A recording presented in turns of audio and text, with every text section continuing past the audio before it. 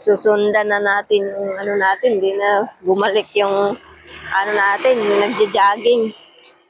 Ang layo na yata ng narating, hindi na nakabalik. Susundan na lang natin kasi nakakapagod maghintay para diretso na pauwi. Tapos hanap tayo ng kainan na masarap. Kakain. Pagkatapos mag-jogging, kakain. Mukhang kain talaga eh. Nag-jogging pa. Kain naman ng kain. You know, aratilis oh. Oh, aratilis. Dati kinakain namin ito, aratilis. Guys, ito oh, guys oh. Aratilis. Ito dati kinakain namin ito, maliit pa kami. Ito guys, aratilis. Anong aratilis to? Aratilis. Aratilis, gamot ito sa ano. Pampurga to guys. Ito pakain nyo sa mga anak nyo. Pampurga to, aratilis. Bunga ng, ano, bunga ng aratilis. Nakakain to. Yan. Pampurga. Buksan mo to. Buksan mo. Buksan yan. Tapos, kainin mo yung ano niya. Yan, bubuksan mo lang. Loob. Kainin mo yung loob niya. Yan. Hindi mabuksan eh. Yan. Hindi mabuksan. Kainin mo yung loob. Pampurga to. Kain mo sa baby. Parang prutas din to eh. Pampurga. Yan. Mamatay ang bulati dito. Yung ano kasi. Pero masarap kainin to siya.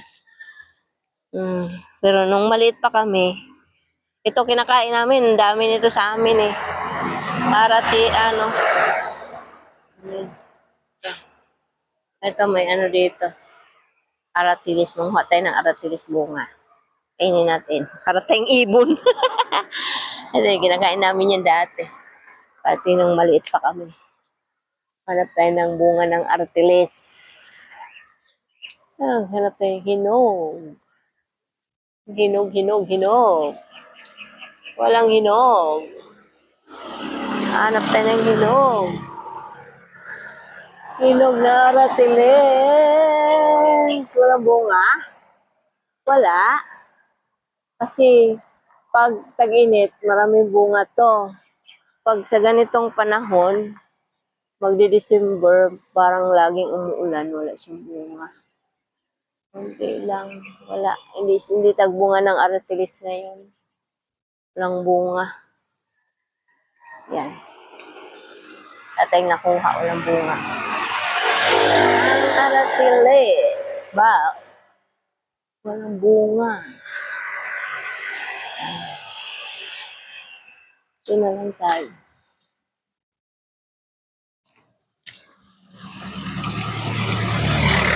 Ito, ano kayang puro ito? Ito ba yung puro ng Nara? Nara siguro. Nara to. Naalala ko kasi sa probinsya, sa amin, sa Ipil, may puno kami ng Nara doon. Ganito yung bunga, sabi ng papa ko, Nara daw to. Oh, Nara nga to. Kasi ganitong bunga, oh, may bunga siya, oh, yan. Namunga siya, eh. Nara to, puno ng Nara. Pag umano yan, matibay yan. Pag malaking-malaki. Tingnan mo, may ano dun, may uudo. Sa puno ng Nara, may uudo. Ano yan? Ayan o, takot. Ayan o. Ayan o. Ayan o. May uod. May uod dun. Makati yung uod na yun. Pag hawakan mo yun, makati yun. Baka lumipad pa sa ulo natin. Takot. Ang uod. Baka lumipad. Nasaan na ang ano natin?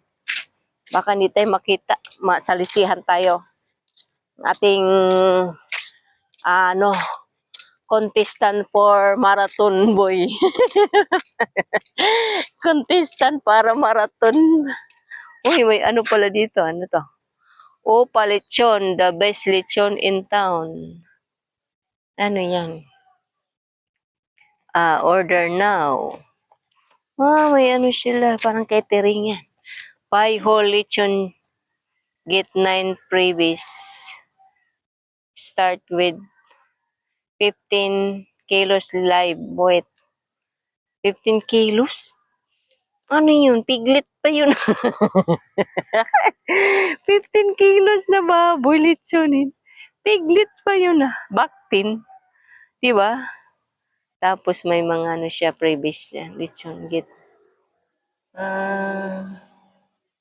Yan. Lechon di leche yun. Kasi piglet pa eh. No?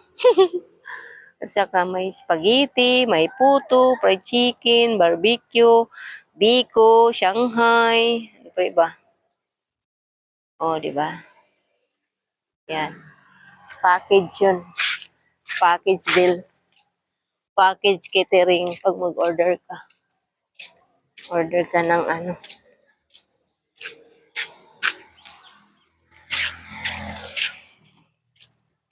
Balik na tayo! Ira, kabila! Talon ka sa kabila.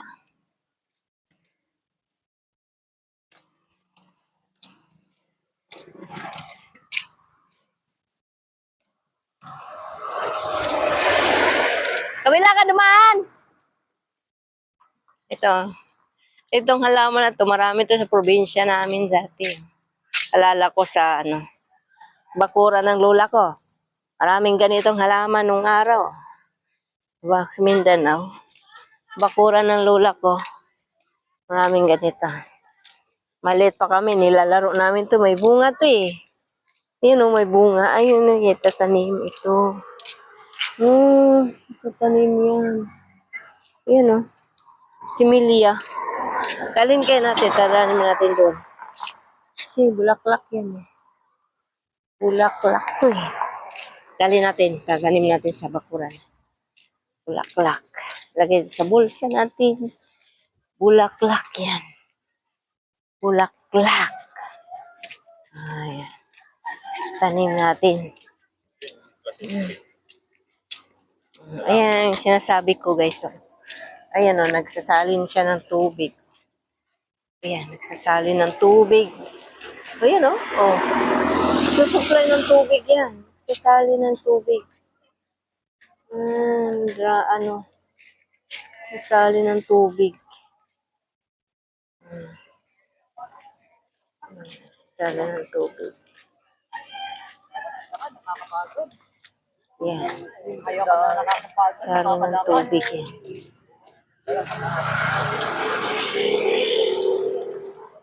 Tayo ng kambing. Ano yung natin?